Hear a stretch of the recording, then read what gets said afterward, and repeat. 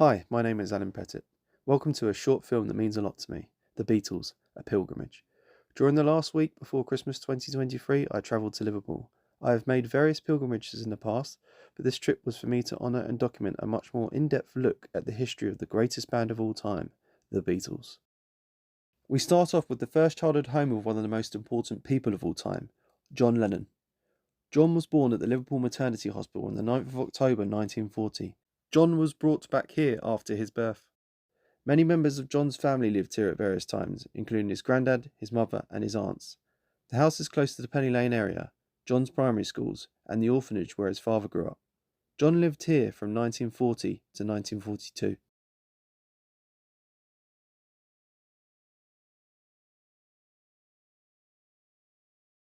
This is the birthplace of the musical genius that is Paul McCartney. Paul was born here on the 18th of June 1942. As you can see, it is the huge Clockview Hospital. I took a walk around the grounds and I was able to walk straight through to the other side. After he was born, Paul was brought back here to his first childhood home in the Anfield area of Liverpool. This boy was to turn out to be one of the greatest songwriters of all time. This is the birthplace and first childhood home of George Harrison. George, the youngest of the band, was born in February 1943.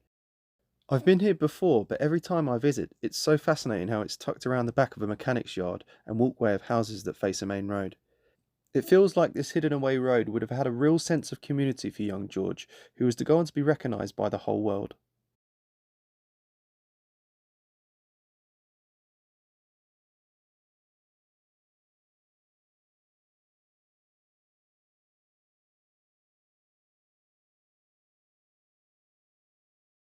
This is a picture of young George with his family outside Arnold Grove, celebrating the end of World War II.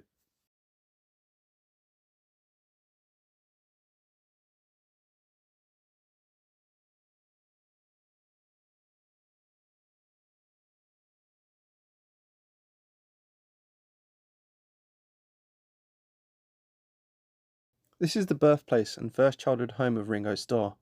Ringo Starr was born on the 7th of July 1940. I've also been here before about a decade ago, but I was unable to get so close up to the property. The house is part of the Welsh Streets area, an area of Victorian houses constructed by Welsh builders in the 19th century for immigrants seeking work and housing from Wales. There were plans for years to demolish these streets, but fortunately the properties have been saved. There was even a plan to deconstruct the house and put it back together to be put on display at the Liverpool Museum, which was rightfully dismissed by fans of the Beatles and the council. Ringo's family then moved to this property nearby when he was 5 years old. Ringo lived here right up until the Beatles hit the big time. As you can see, this stunning mural has been painted on the side of what was once the Empress pub, which featured on Ringo's album cover for Sentimental Journey. Ringo's mother, Elsie, worked as a barmaid at the pub.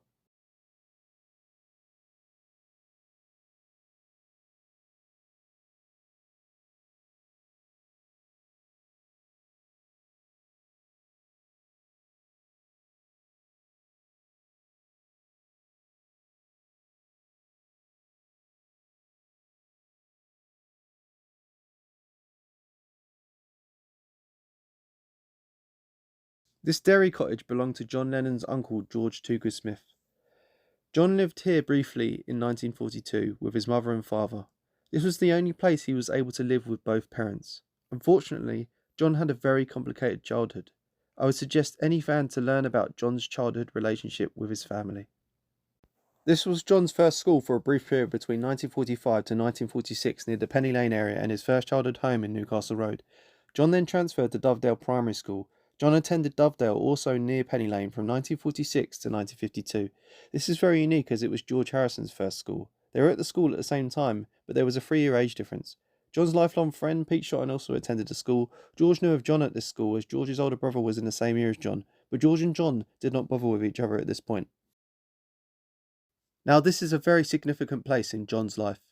As many fans will know, this is Mendips. John Lennon lived here from the age of 5 up until the age of 22. Unfortunately, John had a very complicated childhood and was unable to live with his mother. John lived here with his Aunt Mimi and her husband George Toogood Smith. John was introduced to rock and roll by his mother and started to create music. John had reached many milestones in his young life whilst living here on a personal and a creative level. The Beatles used to practice in the front room and the porch of this house. I was very fortunate to go inside the house a few years ago, as it is a National Trust property for fans to view. The entrance was through the side of the house and not through the porch entrance. This was a rule decided by Aunt Mimi. When I was able to make my way into the front room, the porch, and John's bedroom back then, it was definitely a goosebump moment for me. Tragically, John's mother, Julia Lennon, died on this road in a car accident whilst visiting the house. John was at the house earlier that day, but was at Julia's house when he found out the tragic news of the accident. The McCartney family moved to this house on Western Avenue in the Speke area of Liverpool in 1947 after World War II. The house came rent-free as it was part of Paul's mother Mary's job as a midwife. The family moved out of this property in 1950.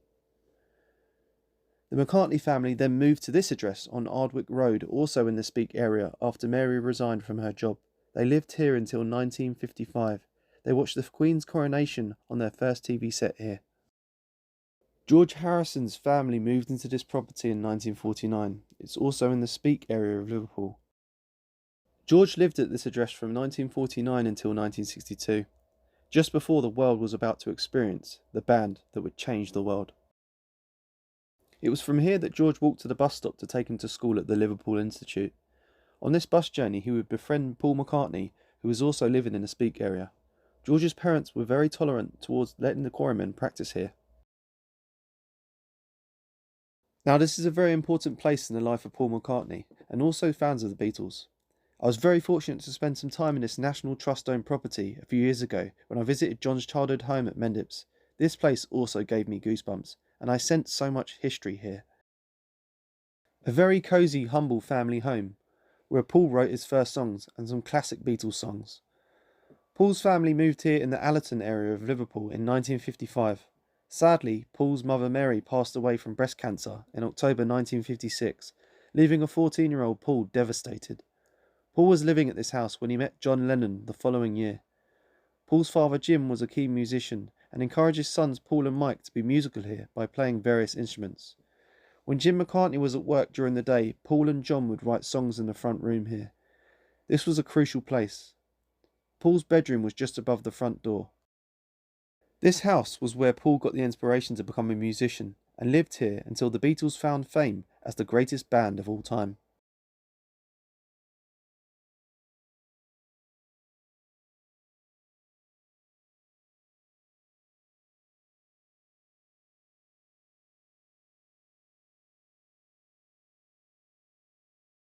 George Harrison and his family lived at this house on Mackett's Lane from 1962. George lived here when Beatlemania really took off. The house received lots of fan mail, and fans used to turn up at the house in the hope of seeing George.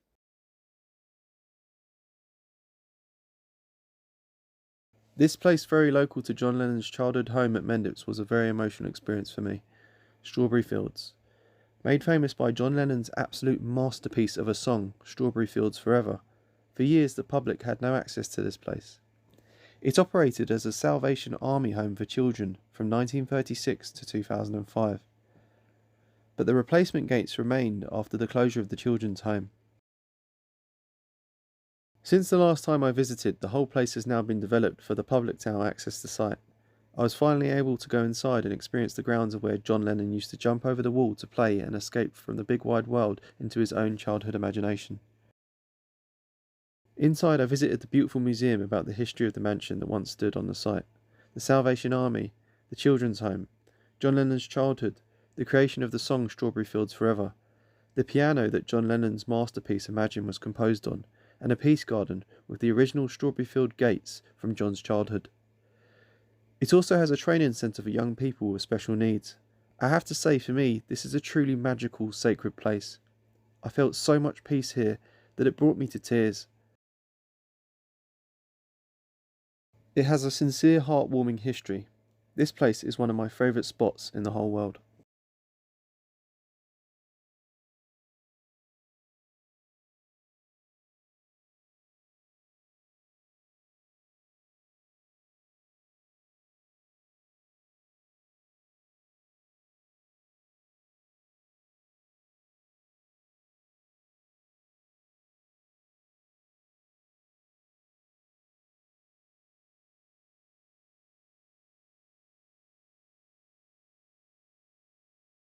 The original Strawberry Fields Forever handwritten lyrics by John Lennon.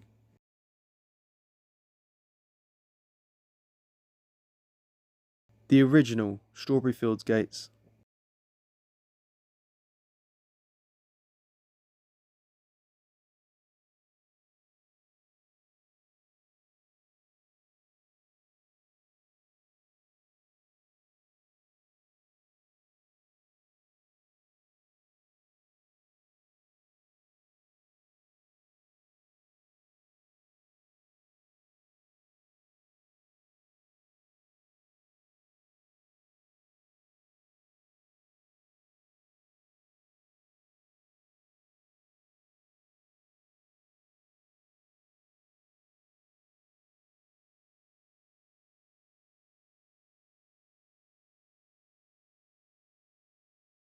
John's mother Julia worked here in 1945 shortly after the birth of her second child. This place was very close to John Lennon's first home at Newcastle Road near Penny Lane. Julia met her boyfriend John Dykins here. The Abbey Cinema and the Picton Clock Tower. Both of these places were mentioned in the original lyrics of one of the greatest songs of all time, In My Life. This area was very close to childhood homes of George Harrison and John Lennon. The Abbey Cinema was George's local cinema, as it was close to George's childhood home at Arnold Grove.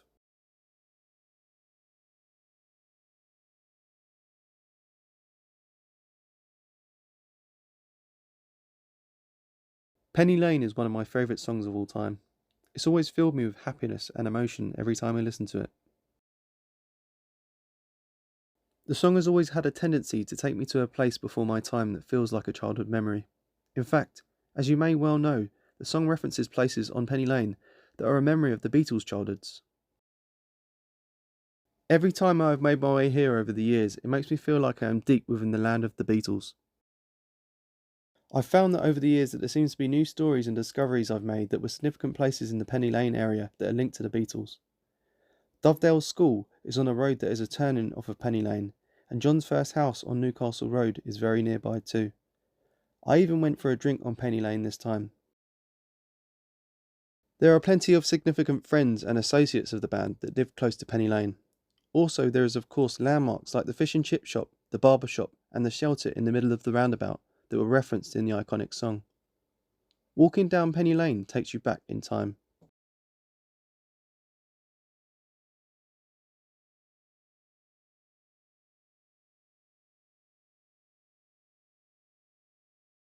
The original newly unveiled Penny Lane sign that has recently been returned to go on show to the public. This school was once Quarrybank High School. This was John Lennon's high school. It was here where he formed his group, the Quarrymen.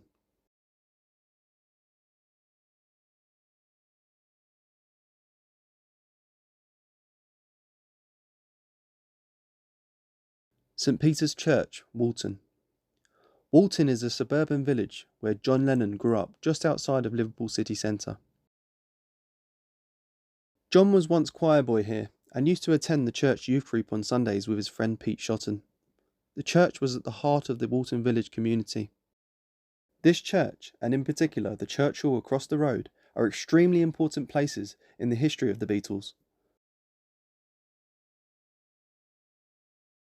Saturday, the 6th of July, 1957, the most important day in the history of music. The church used to have a community summer event every year. It was at this event, on this day, that the most important meeting in the history of music occurred. Paul had watched John perform earlier that day with his band the Quarrymen on a stage in the church grounds. Later on that day, as the Quarrymen were getting ready for their evening performance, Paul stepped into this church hall and was introduced to John by their mutual friend, Ivan Vaughan. History was made. To be able to stand in this hall was a huge moment for me. I was very fortunate to spend some time in the hall on my own with the church hall keeper. I could sense so much history and presence in this place. It was very emotional for me. Only the biggest of Beatles fans will make a conscious effort to gain access to this place. The people who look after the hall are very friendly and accommodating. It didn't feel like a commercial tourist spot. so it's been preserved with a sincere heritage. This makes the place still feel so connected to the community of Walton Village. The historic meeting between Paul and John was only brief, but in just 20 minutes, Paul demonstrated his musical ability, playing rock and roll classics, and even showing the impressed quarrymen how to tune their instruments. 2 weeks later, Paul accepted the group's invitation to join the group. Of the meeting, John later famously commented, "That was the day I met Paul, that it started moving." The church hall is a holy grail site for fans of the Beatles.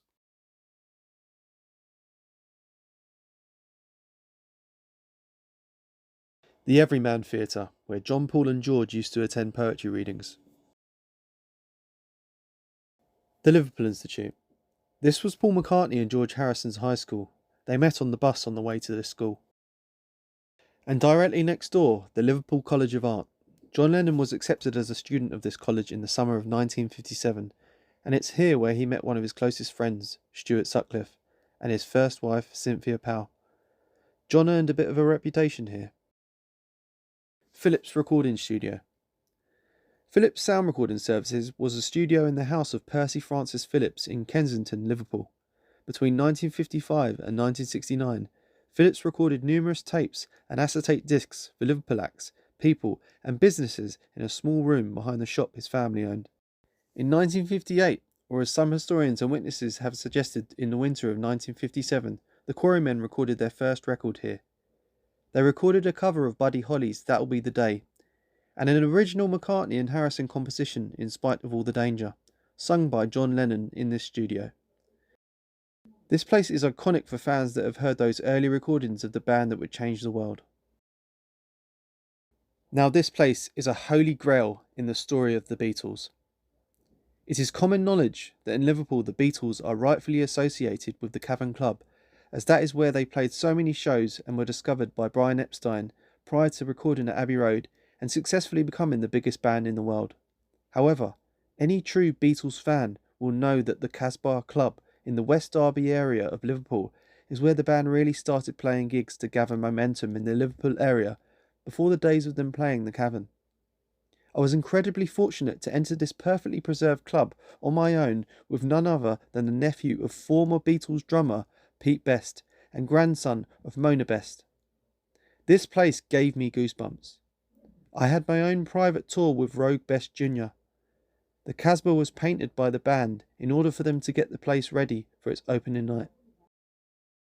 All the patterns you will see on the ceilings and the walls are the original paintwork and paintings by John Lennon, Paul McCartney, George Harrison, Pete Best, Cynthia Powell and Mona Best.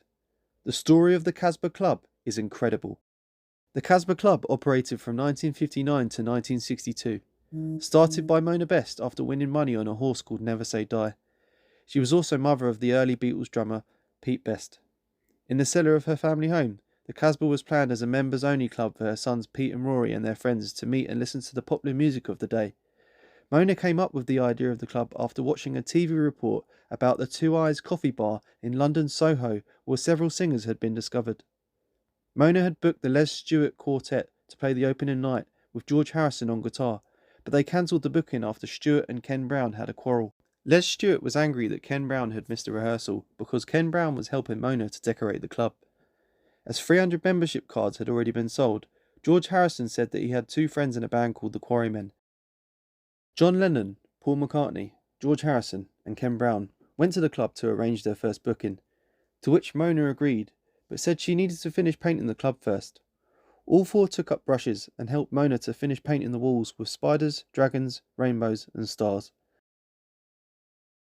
Here you can see John Lennon's original carving on the wall of his name, which he made with a penknife. John Lennon painted the Aztec ceiling, Paul McCartney painted the rainbow ceiling, and all the boys helped paint the ceiling in the star room, including applying the stars. All the rooms remain in perfectly preserved condition. In addition to the four boys' artistic contributions, Cynthia Powell, later to become Cynthia Lennon, painted this silhouette of John on the wall. It was simply breathtaking to see these artefacts from these heroes in my life and for so many people around the world.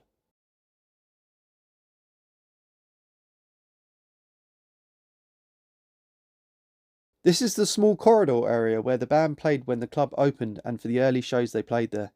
The Quarrymen played a series of 7 Saturday night concerts in the Casbah Club for 15 shillings each, starting on the 29th of August to October 1959, featuring John Lennon, Paul McCartney, George Harrison and Ken Brown, but without a drummer, and only one microphone connected to the club's small PA system. After the success of the first night, Mona Best gave the Quarrymen a residency and paid the whole group £3 a night. Every Saturday night thereafter, queues lengthened onto the street, which was financially good for Mona Best, as she charged 1 shilling admission on top of the annual membership club fee. On the 7th night, Ken Brown was unable to perform, and this caused some controversy amongst the rest of the group, as Mona Best still decided to split the group's pay between the 4. The other 3 felt that this was unfair, as they were the ones who played. They should have got to split the fee between them.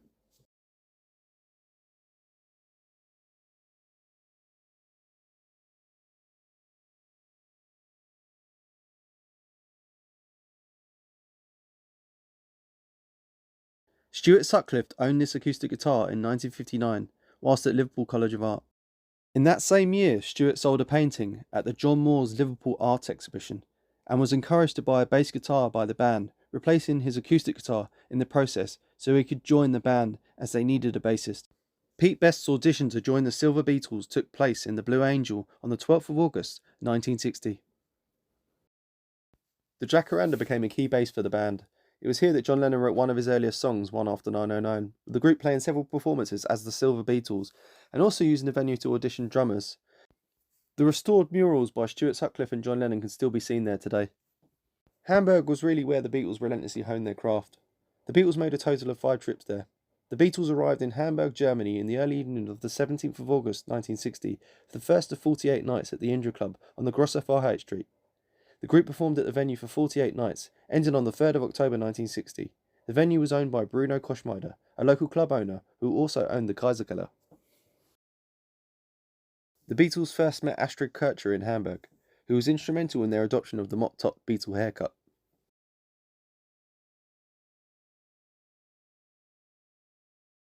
The first place John Lennon independently lived was at number 3 Gambier Terrace, a Georgian terrace home overlooking the Liverpool Cathedral.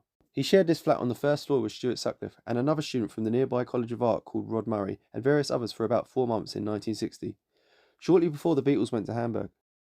Paul said that it was in this flat that John and Stuart first announced that they wanted to call themselves the Beatles. You crack. John Lennon and Stuart Sutcliffe were regulars and would drink black velvets here when they studied at the nearby art college. And it was here that John Lennon courted his first wife, Cynthia. This pub played a significant part in John's personal life, as he came here when he learned his mother, Julia, had been killed and brought Cynthia here after meeting her at a college dance. It was so special for me to sit here and drink a pint and reflect on John's personal life in a pub that has barely changed since he drank here. A plaque can be found on the wall of the pub, commemorating an occasion in 1960 when John Lennon, Stuart Sutcliffe, Bill Harry and Rob Murray attended the pub and formed a band called the Dissenters over a beer.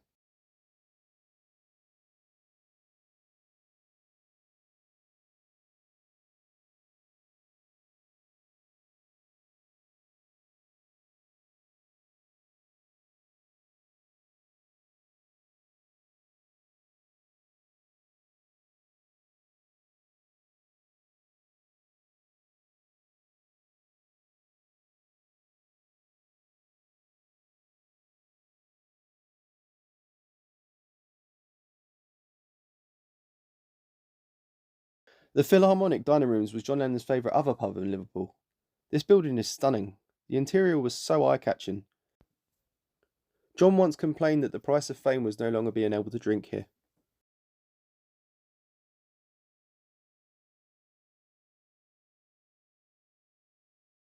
Stuart Sutcliffe's childhood home. I had no idea about this place before my trip. Thanks to a new friend I had made, I was introduced to this truly magical tribute to Stuart Sutcliffe as his family home, which is now a Stuart Sutcliffe themed hotel. This place was Stuart's family home from 1959 to 1971.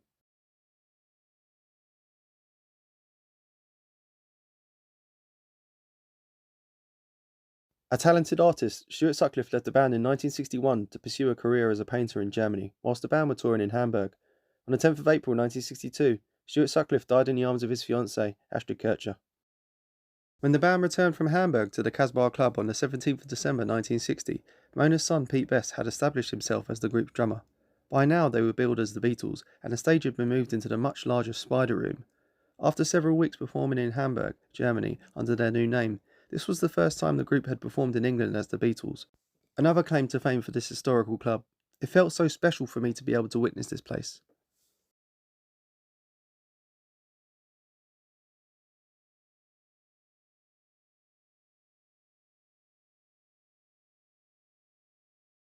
My visit to the Casbah Club was a completely unique experience.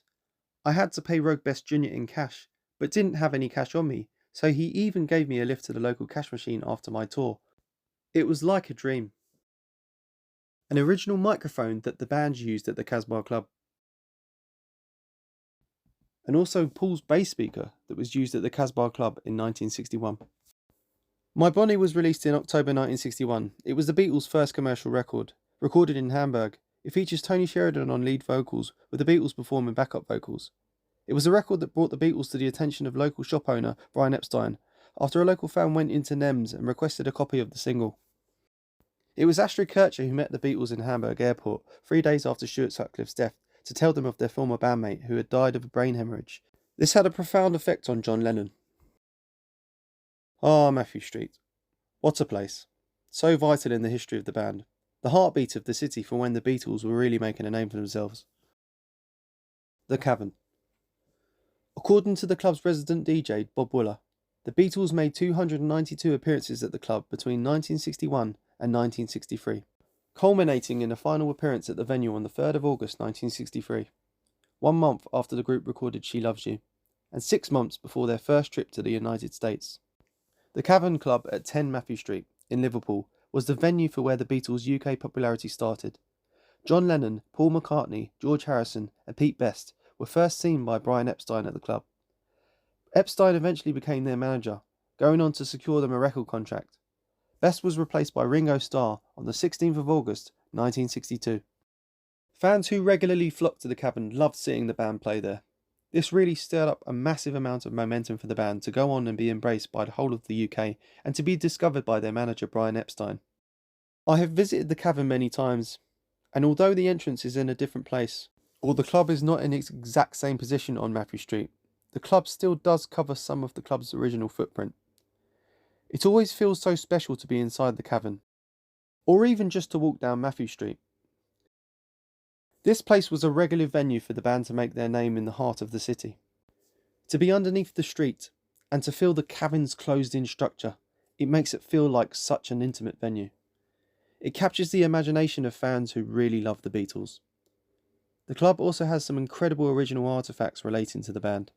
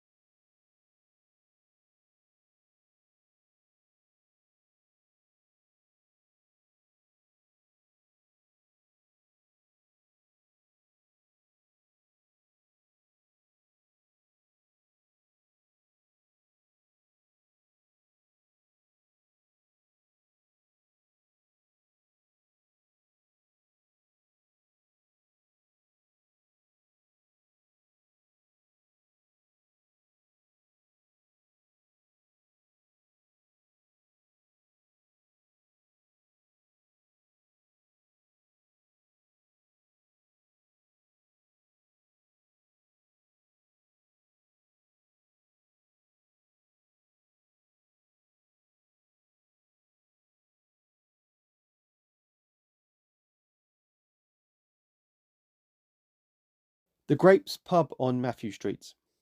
The Beatles used to regularly drink at this pub in between and after shows at the nearby cavern.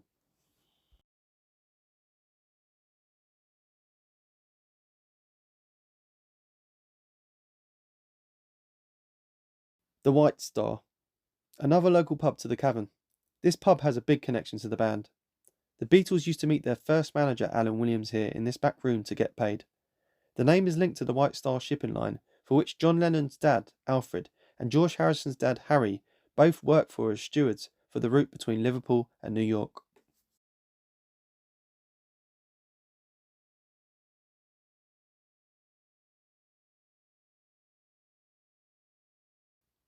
I loved seeing this Brian Epstein statue. Placed on the route he would have walked to the cavern to watch the Beatles perform. The Beatles' name was first noticed by Brian Epstein in the first issue of Bill Harry's Merseybeat magazine, which Epstein successfully sold in his Nems music store close to the cavern.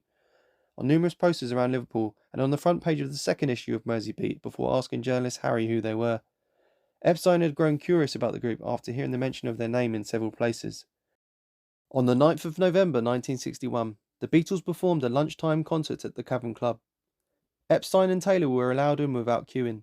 Epstein was welcomed over the club's PA system by resident DJ Bob Wooler. This unique 10-inch 78 RPM acetate is a holy grail item. This was cut in the personal recording department at the H&V record store on Oxford Street in London. Brian Epstein's writing is on the disc. He presented it to George Martin on the 13th of February 1962. This meeting led to the Beatles being signed to EMI with George Martin as their producer. John Lennon married Cynthia Powell here at the Mount Pleasant Register Office on the 23rd of August 1962. Brian Epstein allowed John and Cynthia to live at his flat at 36 Faulkner Street, where they stayed until the birth of Julian Lennon in April 1963. A Dublin Street promotional photo shoot of the Beatles. This area is on the docks of where Irish immigrants arrived at Liverpool to start a new life as Liverpudlians. Original monitor speakers the band used to listen back to their music on in the early days of recording at Abbey Road Studios. Original brick from the legendary Studio 2 at Abbey Road Studios from their early days of recording.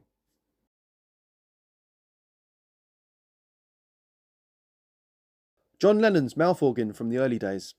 This was used for recording and for touring.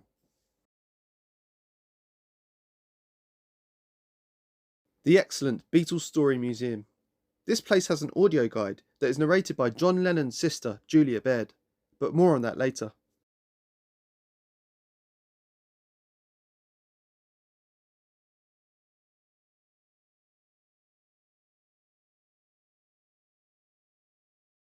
Another rare version of Love Me Do, signed by the whole band on both sides of the record.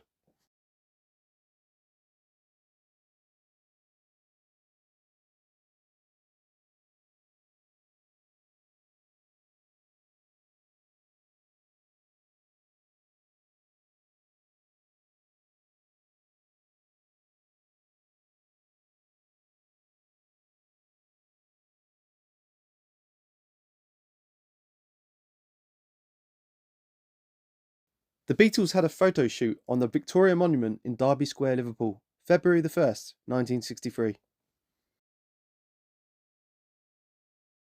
The Grafton Room site. The band played here 4 times. Their last show took place on the 2nd of August 1963.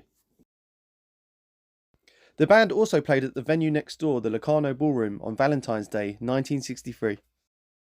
Beatlemania was starting to sweep the nation.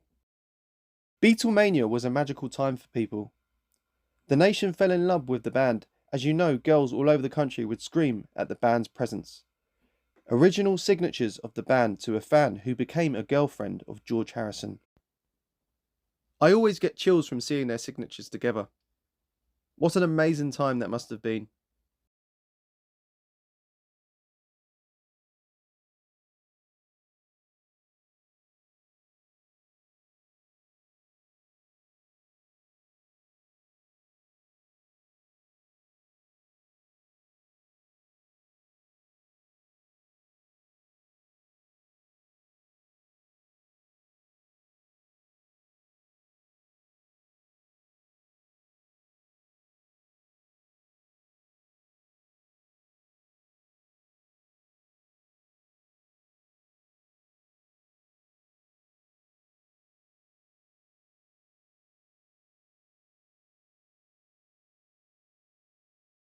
Paul McCartney's lighter. The band did enjoy a cigarette.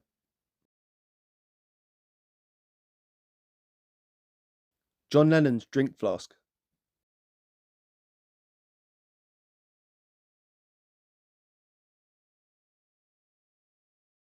A very rare version of A Hard Day's Night signed by the band.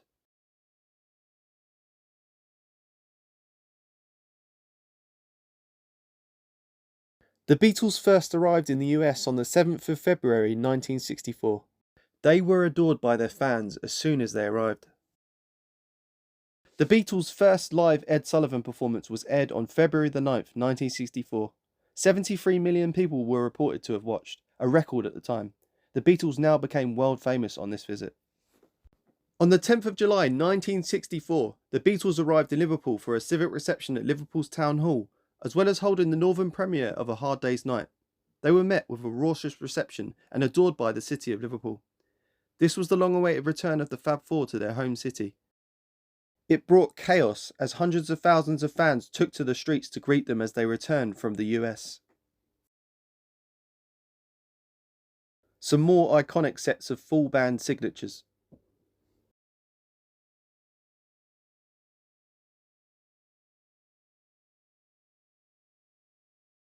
Original seats from New York's Shea Stadium. On August the 15th, 1965, the Beatles played here. Over 55,000 people came to watch this record-breaking gig, the sound of which was completely dominated by the screaming audience. The huge number of security guards were kept occupied by fainting girls and audience members attempting to reach the stage. The band could hardly hear themselves anymore. Their performance at the Shea Stadium was a truly iconic gig. John even said that it was where they reached the peak of the mountain as a group in terms of success. It was the biggest stadium gig ever at the time and the largest crowd the Beatles performed for. It was also the first time that a large outdoor stadium was used for a concert.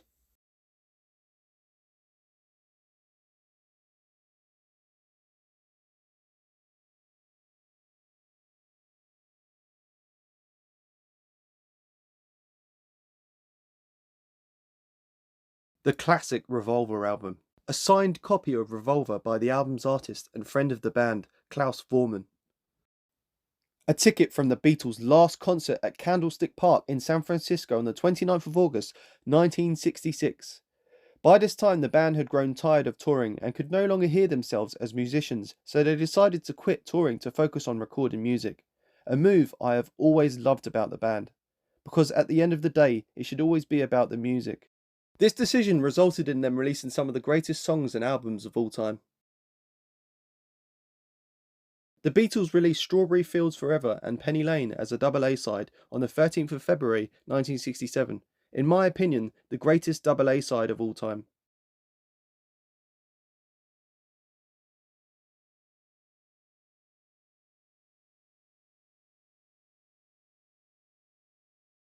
Iconic glasses worn by John Lennon in 1967. We are now in the heart of the incredible psychedelic era of the Beatles. Sgt. Pepper's Lonely Hearts Club Band was released on the 27th of May 1967. I believe this is one of the greatest albums ever made. A sheer masterpiece. From a technological and songwriting perspective, it was the Beatles proving that purely working in the studio to create music was the right thing to do. Geniuses. Possibly my favourite era of the band.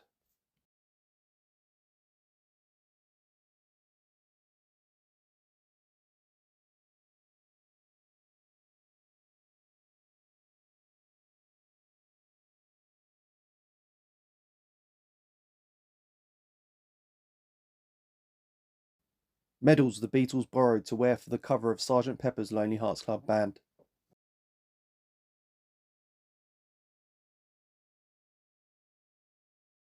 John Lennon outside the Apple boutique the band owned on Baker Street in London.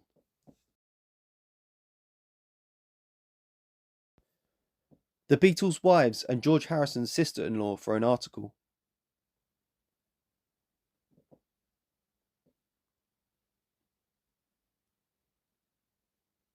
George Harrison's Om pendant worn during the late 60s.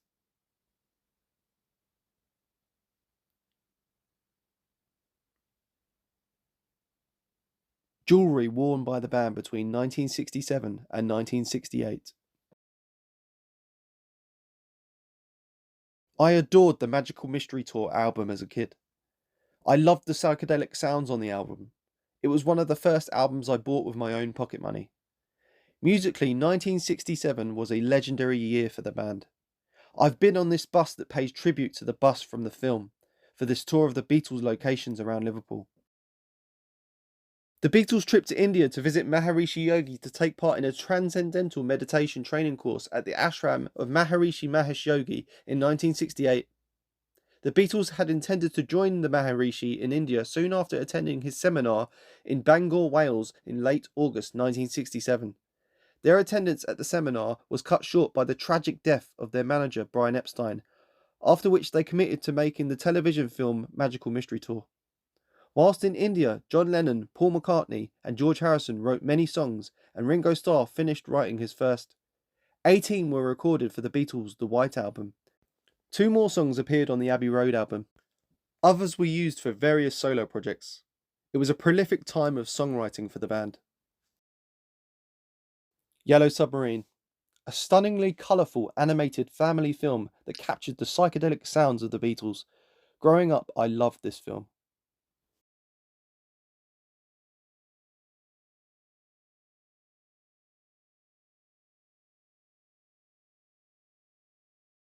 A stunning image from the Beatles' rooftop performance on the 30th of January 1969. It was the Beatles' last live performance. The concert ended with the song Get Back, and John Lennon joking, "I'd like to say thank you on behalf of the group and ourselves. And I hope we've passed the audition." Lennon and McCartney, the greatest songwriting partnership of all time.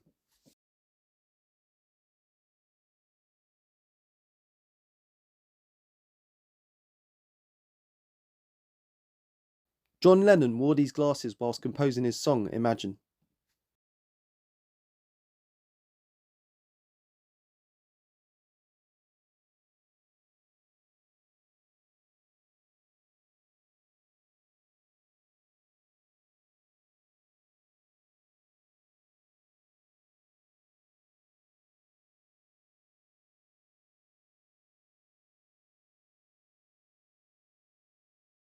Drumsticks used by Ringo Starr for the film The Magic Christian.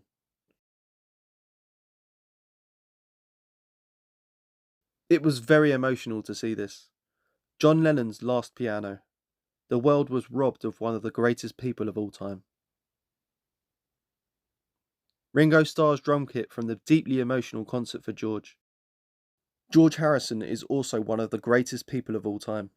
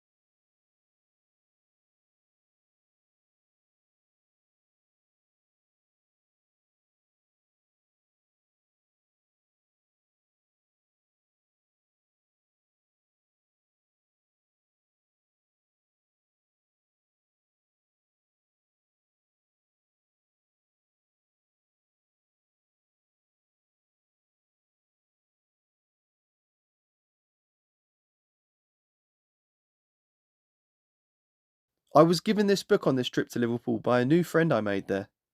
It is John Lennon's sister Julia Baird's biography about her life as the sister of John Lennon. When I got home, I realised it was signed by Julia Baird at Strawberry Field. I couldn't believe it. What a beautiful gift. It's an incredible book that has taught me so much personal aspects of the life of Julia Baird and John Lennon. The greatest band of all time. They are the main reason why I love music. Thank you for watching. This trip meant the world to me.